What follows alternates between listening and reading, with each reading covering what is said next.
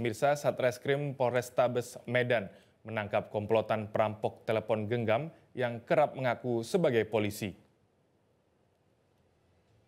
Dalam menjalankan aksinya, komplotan pelaku kerap menyaru sebagai polisi dan menuduh korban sebagai anggota begal.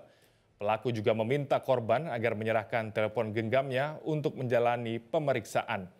Saat itulah pelaku kemudian membawa kabur telepon genggam milik korban. Polisi sendiri menangkap komplotan pelaku yang berbeda yang merampok telepon genggam korban dengan modus serupa. Polisi menyita sejumlah barang bukti berupa borgol dan senjata airsoft gun yang digunakan para pelaku untuk melakukan pencurian dengan kekerasan.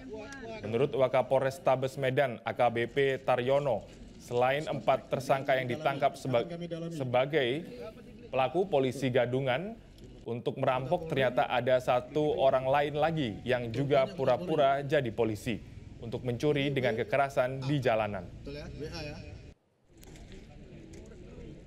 Kemudian memperdaya para pelakunya dengan mengaku sebagai anggota Polri. Tersangkanya inisial SP dan AP. Nanti kan kami tunjukkan siapa yang SP, AP, kemudian 480-nya penandanya JAT. Ya. Kemudian yang menggunakan airsoft gun dengan inisial CG. Kemudian yang menggunakan modus penganiayaan pemberatan dengan tersangka IL dan BG. Kemudian modus penipuan penggelapan yang di Polsek Tuntungan mengaku sebagai anggota Polri dengan inisial WA.